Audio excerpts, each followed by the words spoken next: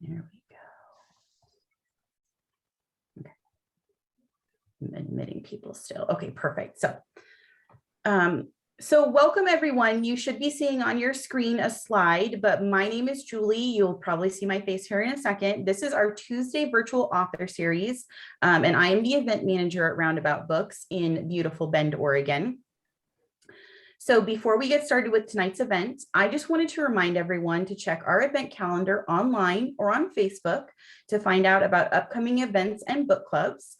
On Thursday, February 3rd, we are excited to participate in a virtual event with U.S. Olympian Lindsey Vonn for her memoir, Rise.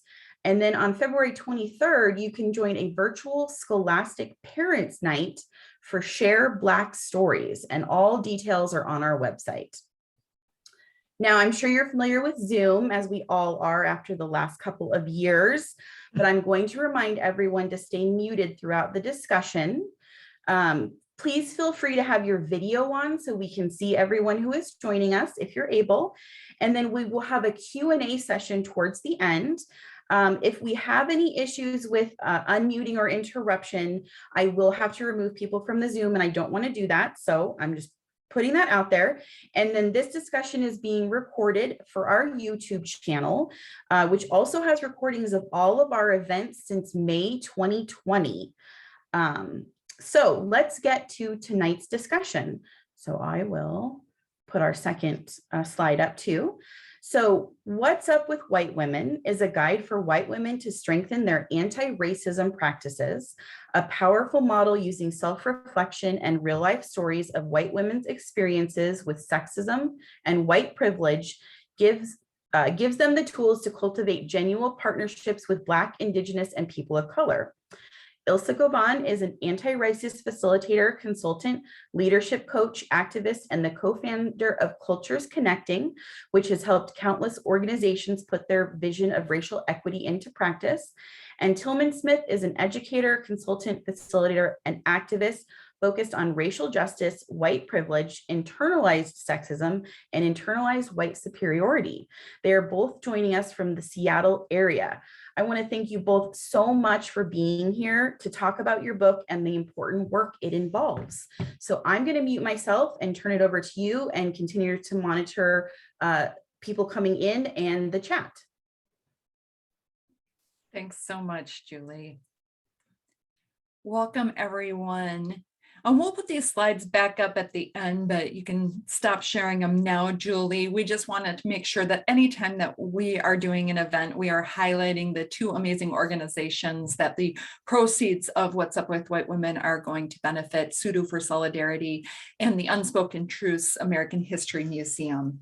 My name is Ilsa. My pronouns are she and her.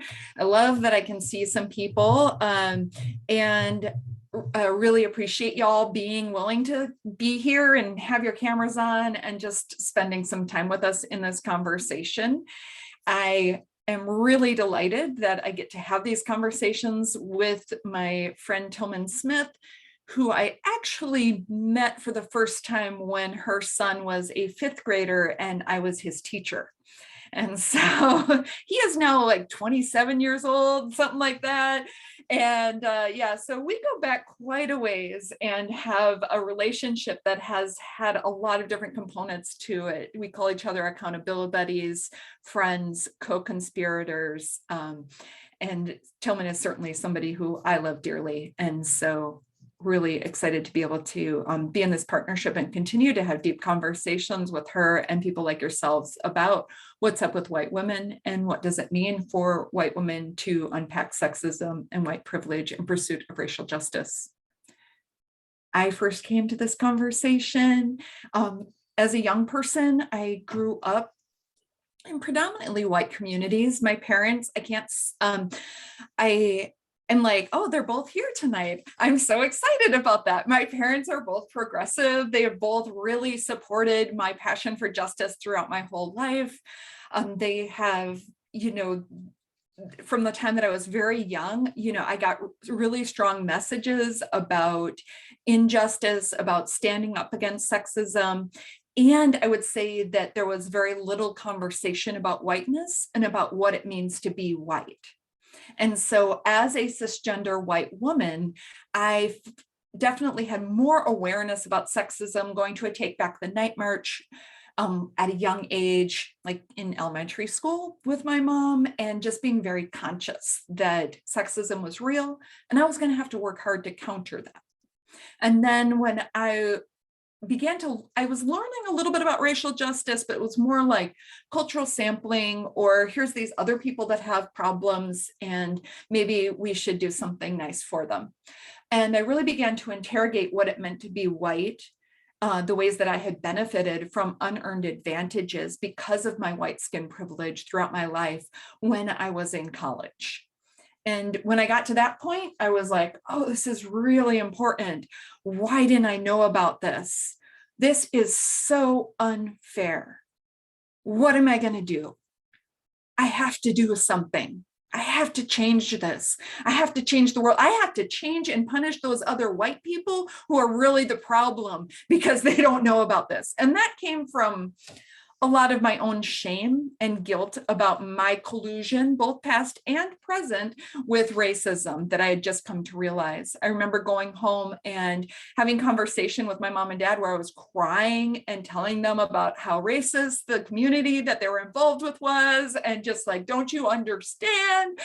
And clearly, my family's been on this journey with me of understanding, and I've been on a journey and lucky enough to have people like Tilman in my life, Theresa, Heather and Kay, and Joy, and other people, Sharon and Vivian, and other people who are here with us, and Marty tonight, being on this journey and having these conversations so that I can move out of that place of self-righteousness to a place of deeper understanding. So that's a little bit about me and where I come from in this.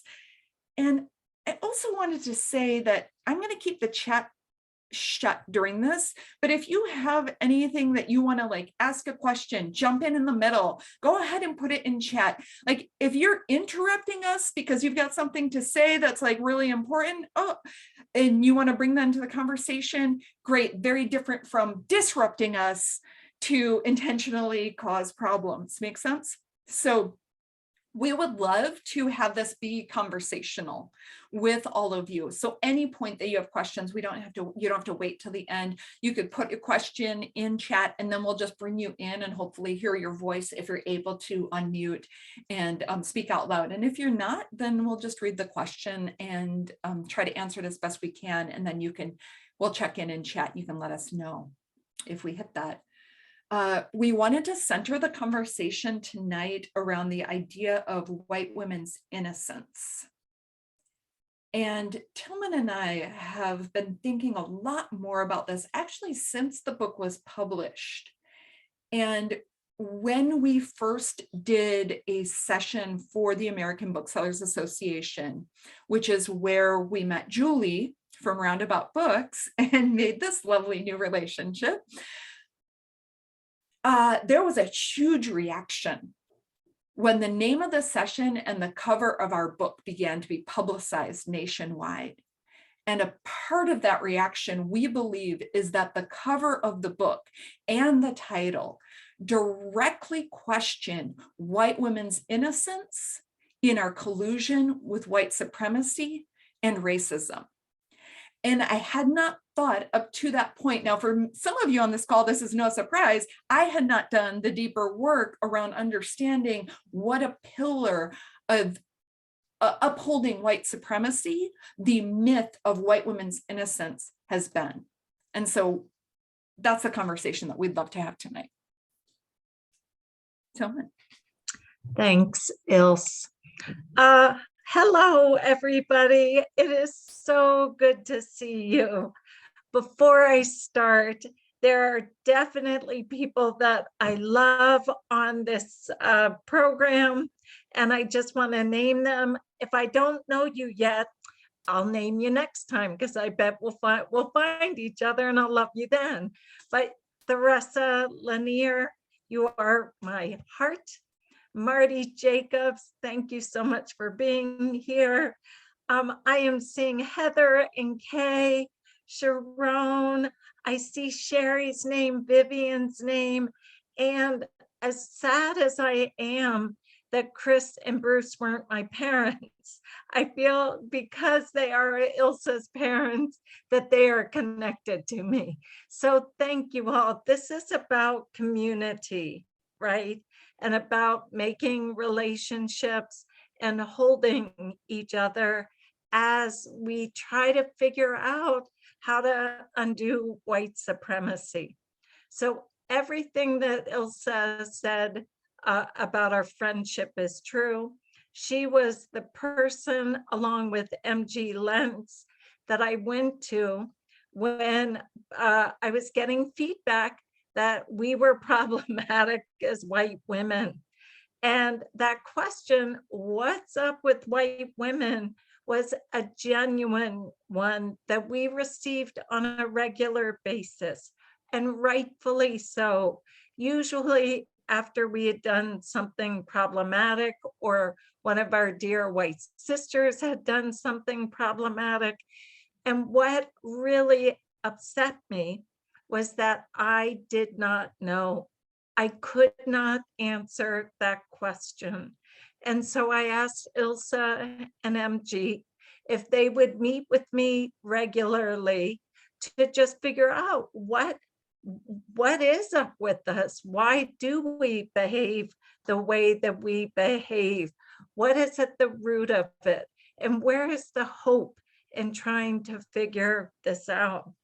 So this book is the culmination of years of us meeting in a small bookstore restaurant, trying to figure out exactly what we were trying to figure out, and then doing trainings and growing our understanding by including more white women and people in our lives that would hold us responsible.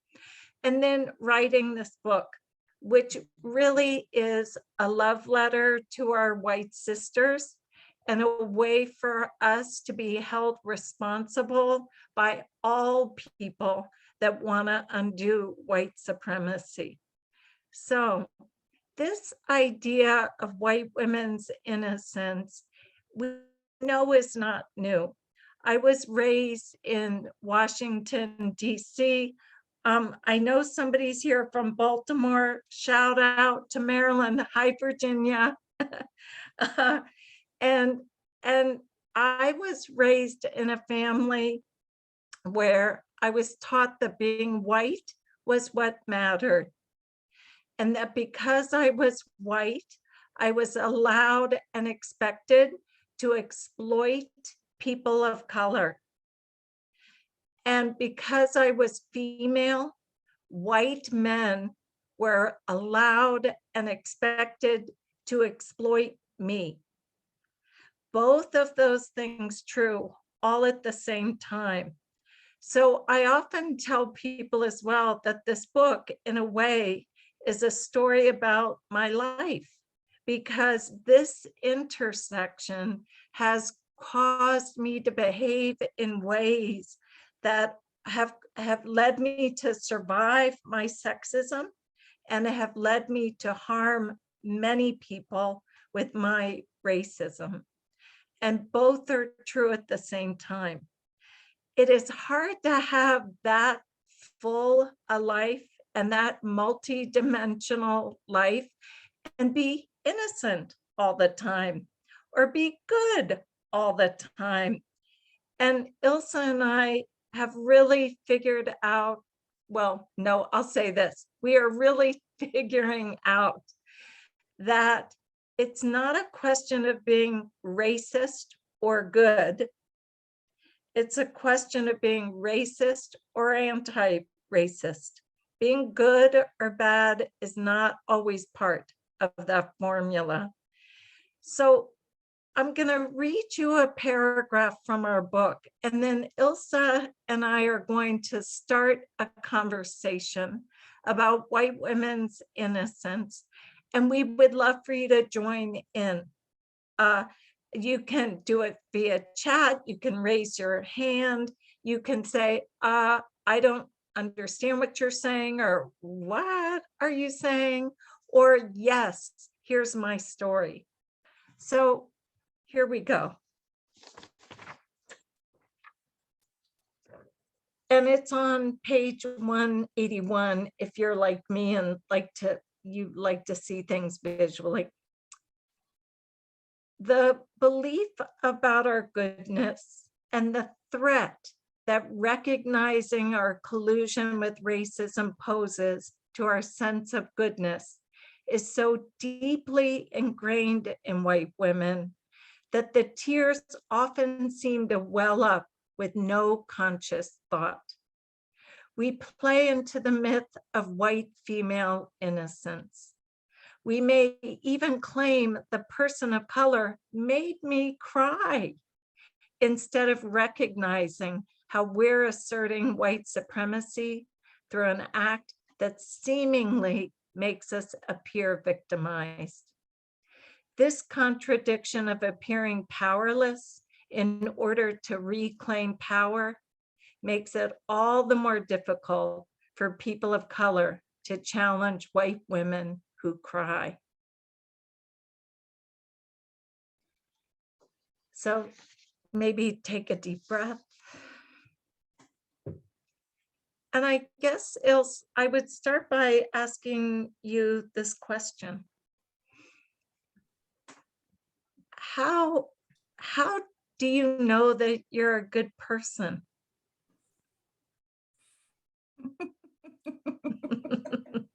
Just a little question. How do I know I'm a good person, Tilman? You know, it's interesting because I feel like the realist answer for me in that moment is that I'm still looking for external like affirmation. In the book, I would describe that as the projection stage of development, as we have these different stages in our model, that I'm very much looking for people outside myself to let me know that I'm a good person, to tell me that I'm a good person, to reassure me that I'm doing the right thing, that to tell me that it's okay that we as white women published a book about racism, to tell me that, you know, that I'm, that at my, you know, that in my heart, I'm good. And they say that like, that's my most honest answer because I don't want that to be my answer.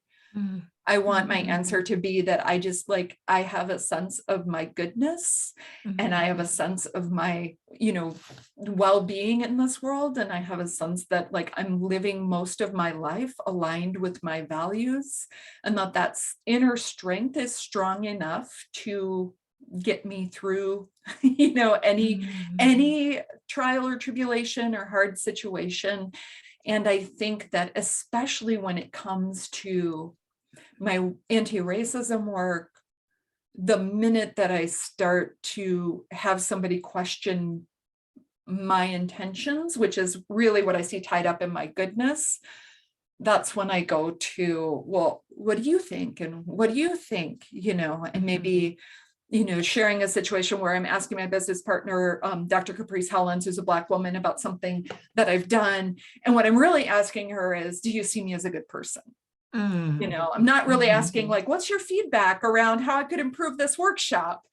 And so I actually think that that can be really problematic, that so much of my anti-racism work is still tied to my desire to be seen as good. Yeah.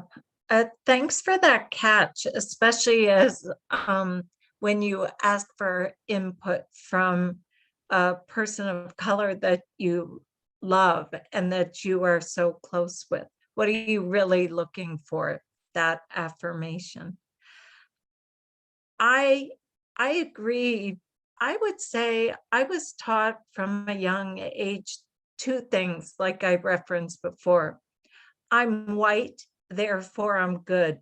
I cannot tell you how deeply that was ingrained in me, and not like through mantras or like racist language. It was it was like in the air that we breathed. It was in my school, in my church that we pretended to go to, everywhere that we were, whiteness was what was aspired to. And so it's amazing when I am confronted or even questioned, or if I decide that somebody's wondering if I'm good, how quickly I default to like, oh, I'm good. Yeah. And like, but with no, and the rest is laughing because she has seen me do that very thing. Like, oh, I'm sorry, I'm good. But without really understanding the depth of where that comes from. By the way, I think I'm a pretty good person. I love people. I try hard, but I'm not good every day. And at the same time, I also was taught that I'm disposable because of my femaleness, and that I am only as good as I am useful to white men. And so that does two things to me. I've internalized like, I'm disposable. And I've internalized, well, then I'm going to show you. And because all of that's going on, I exhibit behaviors like crying or bossing or synopsizing, all sorts of things that are really about me just trying to control the narrative about me. Yeah. Yeah. And I think about that, like when you said it's about controlling the narrative, and I'm thinking about like, well, what am I doing to like get reassured around my goodness? That, and it's easy for me to say to other people, other white people in particular, and more difficult to see in myself, is how much I'm then centering the conversation around me and how much I'm centering the conversation around whiteness rather than really like listening, really centering the conversation around anti-racism, really, thinking about, well, what is it that this person is trying to say in this conversation? So that's something that I was thinking about. Tilman, I saw you like opening your mouth in the middle of that. Were you gonna jump in? Okay. No, I was agreeing. Okay. And then Theresa, I'm not sure that I understood the question that you put in there, but also I'm kind of tangentially just noticed. Would you be open to saying a little bit more about what you meant by that? It's kind of like what you all are talking about really demonstrating, proving that you're a good person. Well, what does that make me as a person of color? Knowing how this society really is dichotomous, good, bad, up, down. And so when I hear that presented to me, then I'm going to have to address that. So what does that make me? And let's have a conversation around that. As you say that, like I think historically, just how white women's innocence and tears have been weaponized against people of color. And so if a white woman is crying and asserting innocence and asserting goodness, then clearly it must be this bad person who caused this harm, and so in many cases led to the lynching of Black men and the saying, when white women cry, Black men die. So I appreciate that you're pointing that out, Theresa. And the response that you get is different from the response I would get if I was crying. Yeah.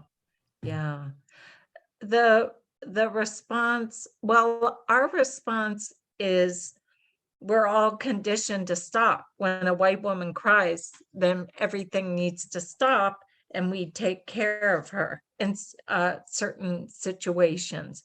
And I have also learned that it's a good strategy, and it served me well growing up with white men. to stop abuse or stop a scary situation or stop any sort of disrespect. Tears would buy me time with white men. When I use that same strategy in a multiracial group or with a person of color, not only am I not in danger most of the time, what I'm doing is saying my life, my feelings, my reality is much more important than yours. Because the rest, as you said, I'm good, and therefore you are not. And that inference is every time we do it without a recognition or an analysis of what it means, I think it re-traumatizes all of us. That might be a phrase that's overused, but I do think that tears and the generational use of them is a traumatizing tool. Mhm. And, I was just going to say, and with the dichotomy of that is that when we say that, then oftentimes white women will say, well, does that just mean that I should never cry? Right. And so then we become disconnected from our authentic relationships with other people in our lives, including people of color, and just end up like processing from an intellectual place. And so we believe that there's something that there is, that's not just you cry or you don't, and that our tears are a weapon, or, or we just don't cry. And Theresa, I saw your finger. What would? Oh, now I gotta go in there and pull it out again. But the fact is that if I'm crying, I'm displaying emotion, and my conversation kind of ratifies the emotional state that I'm in, then people are fearing that they're in danger. So sympathy for you, but I'm dangerous because of my emotional state. Right. And Theresa, when I think about what you just said and what Virginia's written in chat, saying the historical ignoring of Black women's tears, people of color's tears, I think it's absolutely a result of dehumanizing people. Oh my gosh, if you cry, you're human. So we can't have that, right? And I think that the rules deliberately are different for different people. That because the innocence is connected to white women's tears, we are able to cry and have people respond in a certain way. And Theresa, am I hearing you right? When a person of color, a Black woman cries, it's not connected to innocence. It's connected to danger. And so I've got, I have some family here, but my partner's not here. So I'll share this. And it's actually a story I share in the book. He's a white presenting man, and he hasn't read the book yet. I'm a little worried about when he gets to this part because my tears still work on him, right? And so, and I have used that so much that I honestly cannot discern when it is something where I am trying to be manipulative and when it's just like this automatic response, but I know that it will shift things in a way that will be to my benefit with white men. I think about like the story that I share in the book about walking home and we're arguing and he's not listening to me. And then I start to cry and all of a sudden he's like, oh, are you okay? So there's another piece about it that ties into sexism, which also means that we as white women are abdicating our agency when we start to cry to strategically allow white men to feel like they are taking care of us in order for us to get our way. And this is what researchers refer to as a patriarchal bargain. Now, am I intentionally doing that or am I not? Am I being manipulated? I honestly don't know. But I've started to question it every time that I start to cry, because I see this happen over and over. It's a pattern in our relationship. And so in many ways, that automatic response of crying is being reinforced in my everyday life because of sexism, right? And because of white supremacy. And then I think about, like, Theresa, as you were sharing, another story in the Tears chapter, it's actually the story that we open with, which is the workshop that I was facilitating, where a white woman started crying and everybody on her staff, all of a sudden, are you okay? She goes home, she says, I was so traumatized by the way that Ilsa drilled me in that workshop that I cannot come back to work tomorrow, right? And well, yeah, I'm not a drilling person, but okay, that was her experience. What I was really doing in the workshop was asking her questions about whether her saying that her class experience was the same as the experience of racism was true, right? And people of color on the staff cried at the same time. This white woman had so many people go and check in with her. Are you okay? How are you doing? One person gave her a plant.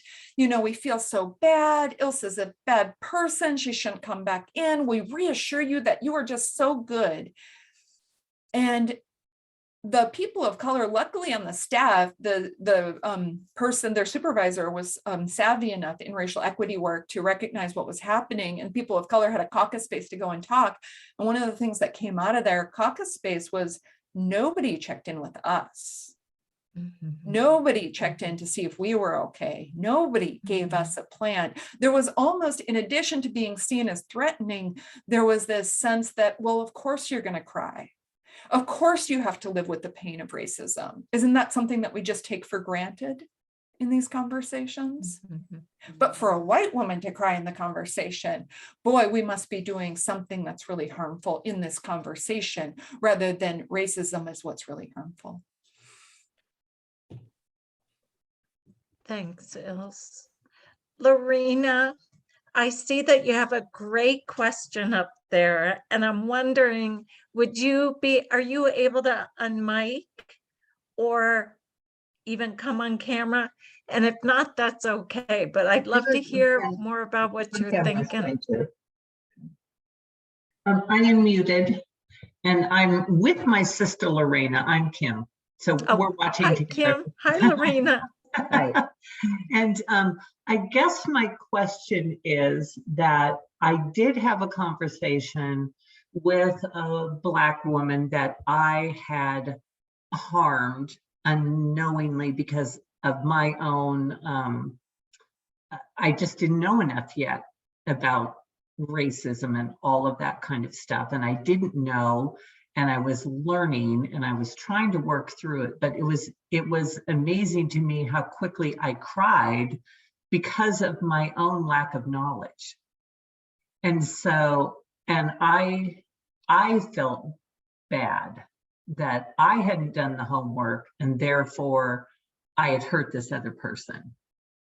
And so, but then, I do realize that as a white woman, I have that privilege to not know those things and to feel bad about it. And for the other Black person to say to me, oh, it's okay, you didn't know, and now you do, et cetera, et cetera. Is that what we're talking about?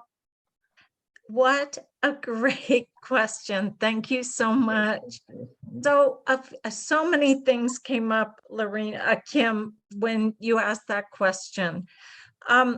One thing that I'm thinking about is the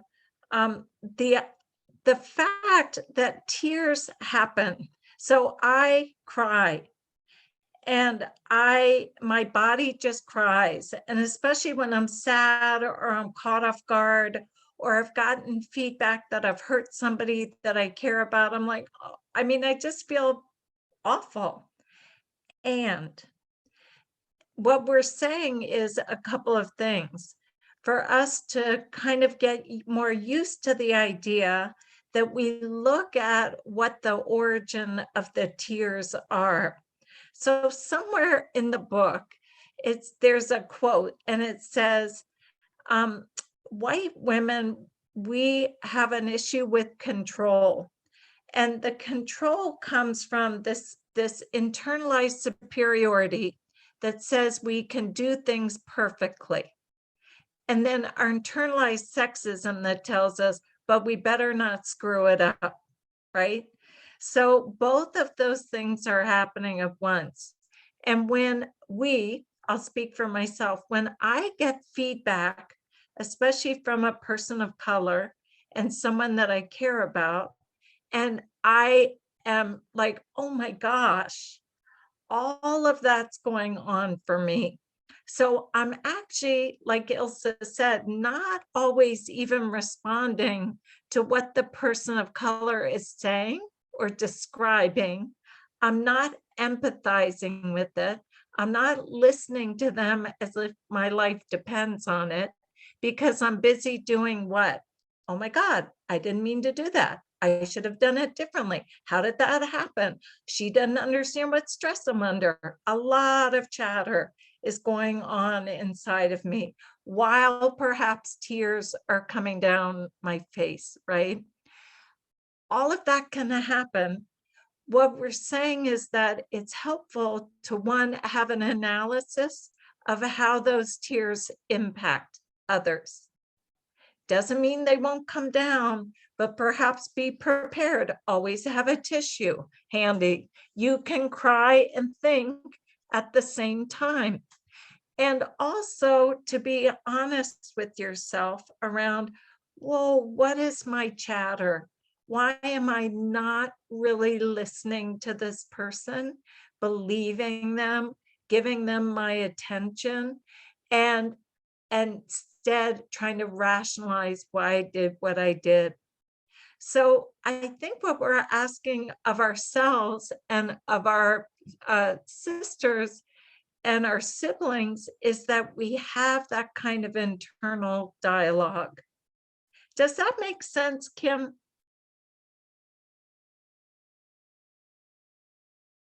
Did I lose you, Kim? No, I'm here. I just had to get to the unmute. Yeah, that makes sense. It's a lot more about mindfulness then in that way. And I'm getting that understanding. I do think that at some time, when in the instance I just described, I was looking for forgiveness from that person, which I understand is not exactly the right thing, because I'm asking that Black woman to be strong and say, it's okay, Kim, you didn't know. And I understand that, when really it was my problem to know and not use those terms or act in that way.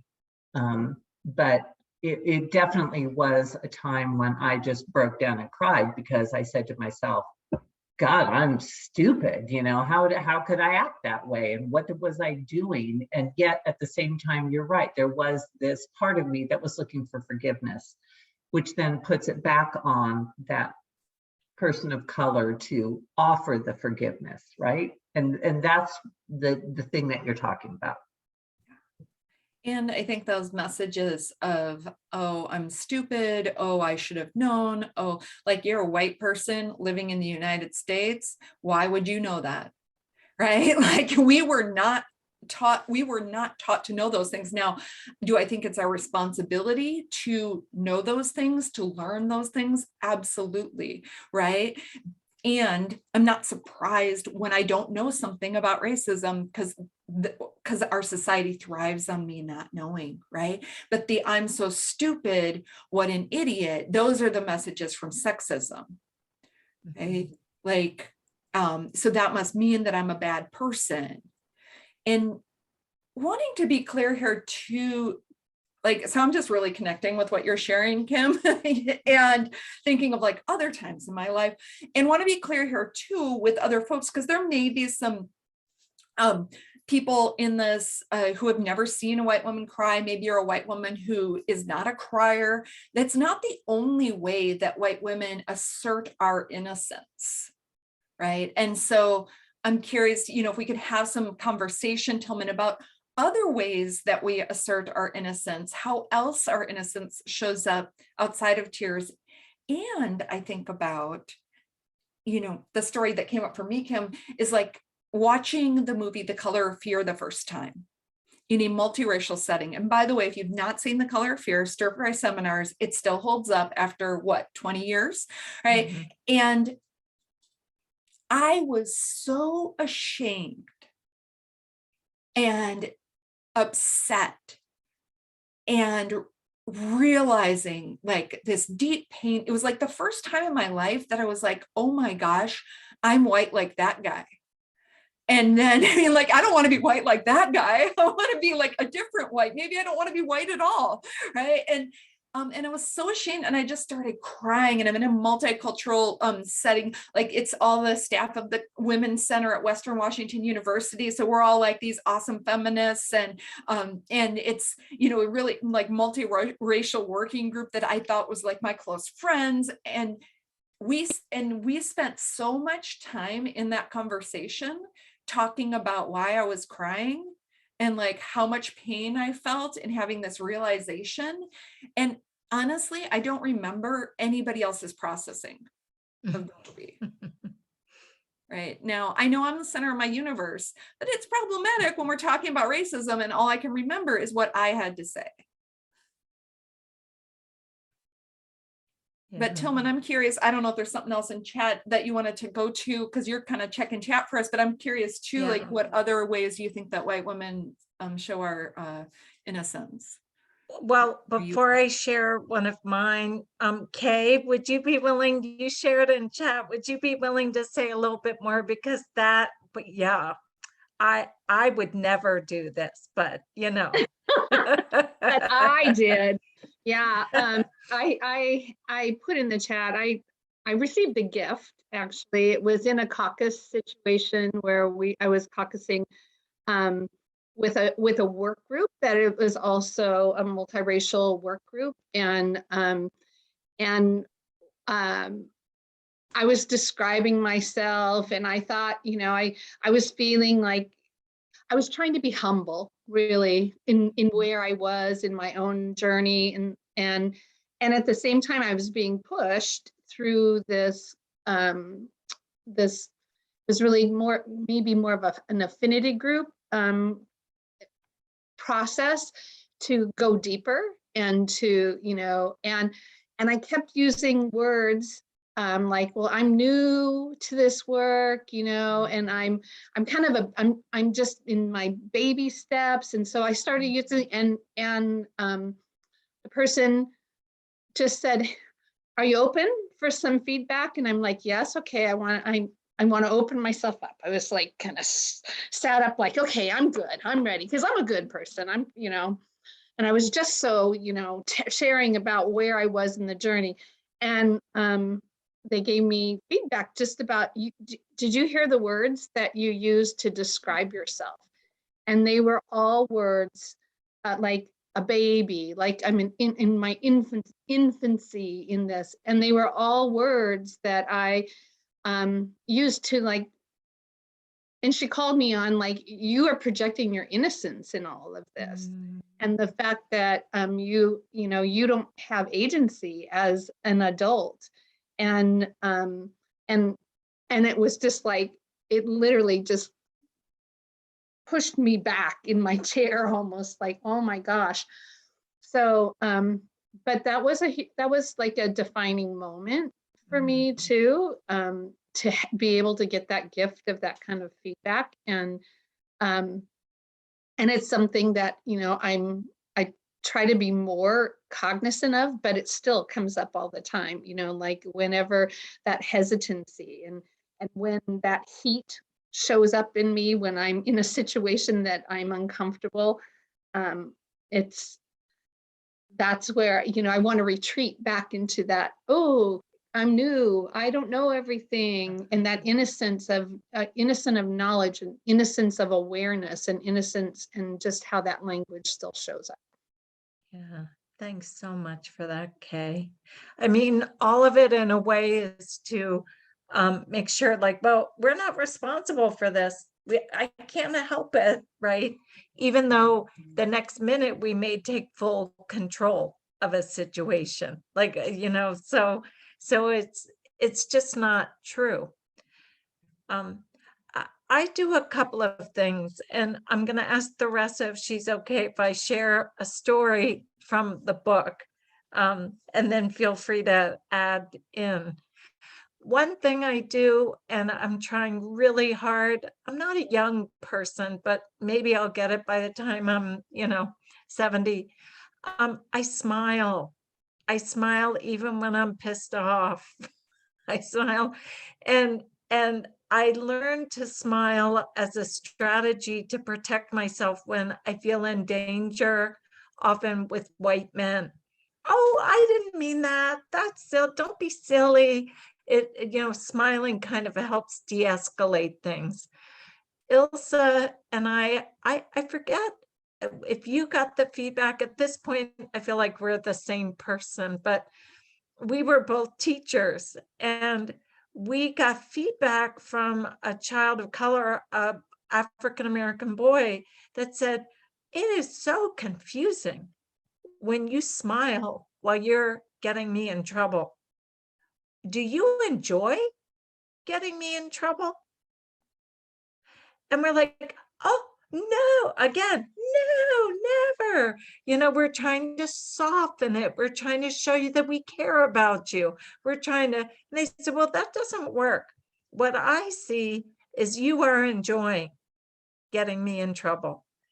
And doesn't that make sense? I just thought, wow, what a different reality check in terms of how I'm trying to show my innocence. I know full on who's in control. I know full on what I'm doing, but I'm acting as if I'm innocent. No agency. So that's one way. The other way, and I won't tell the whole story, but I was in a meeting once with Theresa, and I had an agenda in our meeting, and I can be a little forceful when I have an agenda in a meeting. And Theresa was trying to slow me down by asking questions, by kind of giving other ideas. And as time went on, now I've already told you that Theresa is my heart. This is a woman I love. And in that meeting, I not only was not showing the love and respect that I had for Theresa, what do you think I did? You can call it out. What do you think I did to Theresa? Did you argue with her? Not quite. Okay.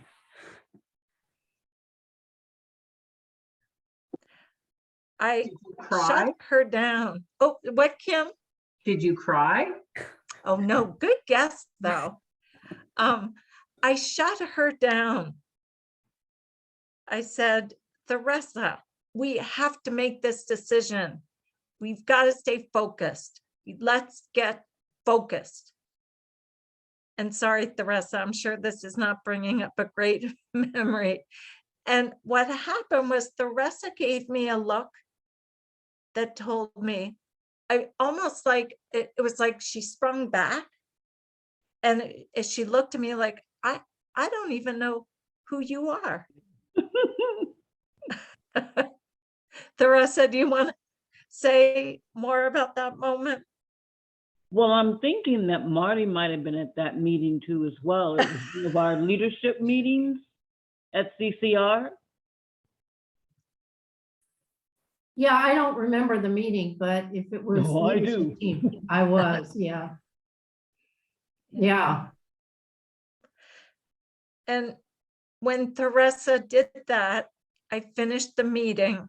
She went to her office. I went to mine.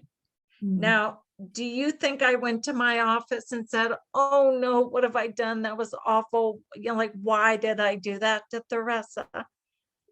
What did I go back and say to myself? What was this? Kay, I saw you shaking your head. You know what I said?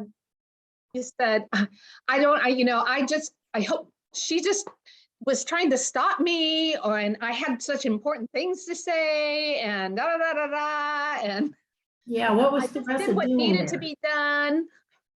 Yeah, she didn't understand the stress I'm under. If only, right? So that's how I maintain my innocence. Luckily, my love for Theresa was bigger than that immediate need. But it took me a minute for me to have the nerve to go in. And I even say the nerve because I knew I was going to get some feedback. And I did.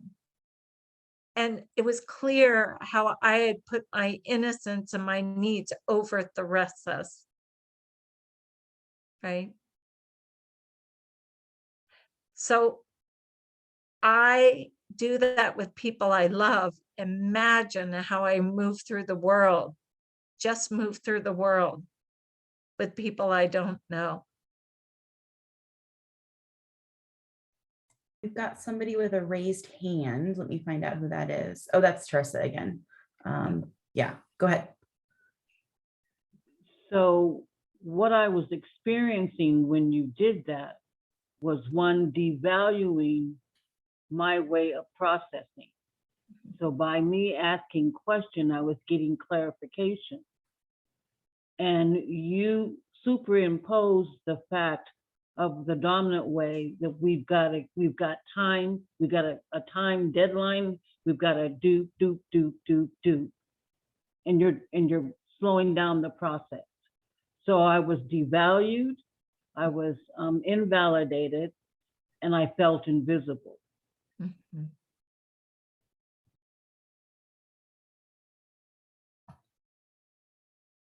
Thank you so much for sharing that. So it's about 5 till 7, and I know that we could, go for hours on this topic. If Could you, I just yeah, see please. Sharon, I think had her hand up, if it's okay. Oh, no, I was giving big props to Teresa for Okay. speaking. Thanks. Sorry to interrupt you. No, and before this conversation, I really have to say that I did not make the correlation with white tears because, well, let me put it this way. I have had previous romantic relationships and also familial relationships with men where they did not listen to me until I cried. Mhm. If I told them I did not want to do something, I did not want to watch that movie, something as simple as, please, I don't want to do this. Mhm. And I said no, and that didn't matter until tears came out of my eyes. Mhm. And now seeing that from that completely other, because of course to me it was, well, that's the only way I'm getting my point across. You're not listening to me, so I'm going to make you uncomfortable by crying. And I got to the point where I knew I was doing it. I would cry so they would stop pestering me. Mhm. And now it has a whole new meaning. Mhm. So yes, I would love, if anyone has a few additional comments in the chat, please, or really has something they want to share, please raise hands. Both of you are so great to be with us here tonight. And if you're not already a part of their organizations, Ilsa, I know you do a lot of, classes and workshops and whatnot. Can you maybe just tell everyone how they can find you with Cultures Connecting to continue this work? Yeah. How about I put a link in chat here? So culturesconnecting.com, and this is the link where you can find out everything about the book events. You can get on our Cultures Connecting mailing list, so that this is just direct link to the White Women, What's Up with White Women section, but we do a lot more than that. And I love the fact that I get to be a part of this amazing organization. And so that's where you can also find out more about the organizations that we're donating to, and we will be transparent in exactly how much money we have donated. So if you're ever curious about that, you can go there and find it. And if you want to find out, we're doing another workshop on white women's tears specifically. So this was like a little dry run, little teaser taster conversation that will involve much more like breakout groups, 3-hour conversation about white women's tears. We're doing that on January 27th. Tilman, am I right? From 9 to noon. And the link to register is also on the website that I shared. So thank you all for joining us for this conversation. And I just want to remind everyone, if you're local to us in Bend, to Roundabout, please do give us a call, grab a book. We have plenty of copies. If you're not comfortable coming in the store, you can pick it up on the red bench, or we can mail it to you. If you're not local and you still want to support Roundabout, please do so. We are roundaboutbookshop.com. And outside of that, please buy from your local indies. I was speaking to both ladies beforehand that indies are essential to just the book industry in general, but to supporting communities who might not have a big bookstore and who are staffed by booksellers like myself, I think, who are here to still have these difficult conversations. My word of the year is humility, and that's acknowledging that I don't know everything. And if you have something to share with your bookseller, please do so. They need to know the books that you're reading so that they can pass it on to someone else when they walk in the store and say, I don't know what I'm doing. And we can say, here's a book. It's called What's Up with White Women, and it might help you. So thank you again, both from the bottom of my heart, everyone who is here from our surrounding area and everyone who's here from outside of the area. Thank you so much for being here. Thank you so much. Thanks to those of you we know and love, and to everybody. And thanks for expanding this conversation. Mwah! Thank you, everyone. Have a wonderful night. This will be on our YouTube. Please feel free to share it. Keep reading, and best to everyone. Thank you so much. Thank you. Good night. Bye, Thank Mom you and Dad. both. Bye-bye.